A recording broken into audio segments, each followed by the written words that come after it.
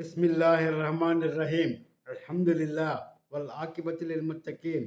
என் அன்புமிக்க அல்லாவின் நல்லடியார்களே, உங்கள் அனைவருக்கும் அல்லாஹ்வுடைய சாந்தியும் சமாதானமும் உண்டாவதாக என்று கோரிக்கொண்டு இன்று ஒரு சில நபிமொழிகள், அதாவது ஹலாலான தொழிலை தேர்ந்தெடுத்தல் என்பது பற்றி என்னவென்றால், இது ஒரு பரலான காரியம். அல்லாஹ்விற்கான கடமைகளை நிறைவேற்றிய பிறகு ஹலாலான வருமானத்தை பெறுவதும் ஃபர்லாகும் என நபி ஸல்லல்லாஹு அலைஹி வஸல்லம் அவர்கள் கூறியதாக அப்துல்லா பின் மசூத் அலி ரலியல்லாஹு அவர்கள் கூறுகிறார்கள். 5 கடமைகள் அல்லாஹ்வுக்கு நிறைவேற்றிய பின் நமது நடத்தையில், நமது வியாபாரத்தில், நாம் சம்பாதிப்பதில் எல்லாவற்றிலும் முக்கியமாக ஹராமான ஹராமான செயல் கூடவே கூடாது. எல்லாமே ஹலாலான முறையில் இருக்க வேண்டும். நாம் சம்பாதிப்பதும் அப்படி இருக்க வேண்டும், நாம் செலவு செய்வதும் அவ்வாறு இருக்க வேண்டும், நாம் தேர்ந்தெடுக்கும் தொழிலும் ஹலாலான வருமானத்தை பெறுவதாக இருக்க வேண்டும். எனவே ஹாஜிகளே, நீங்கள் 5 கடமைகள் நிறைவேற்றுவது முக்கியமல்ல, அவைகள் நிறைவேற்றிய பின் உங்கள் நடத்தையில், உங்களது வாழ்க்கை வருமானத்தை பேணுவதில், பாதுகாப்பதில், அதை பொருள் ஈட்டுவதில் என்று பல விஷயங்களிலும் நீங்கள் என்ன செய்ய வேண்டும்?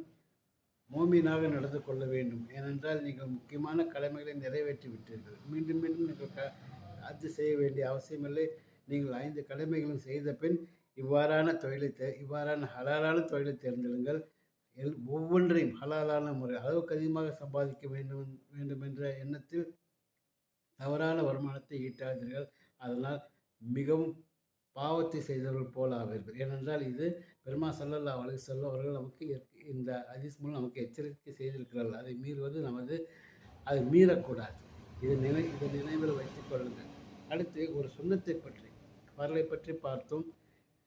அடுத்த சுன்னத்தை என்னவென்றால், நலம் விசாரிக்கும் சுன்னத்தான முறை என்று பெருமா ஸல்லல்லாஹு அலைஹி வஸல்லம் அவர்கள் கூறியிருக்கிறார்கள்.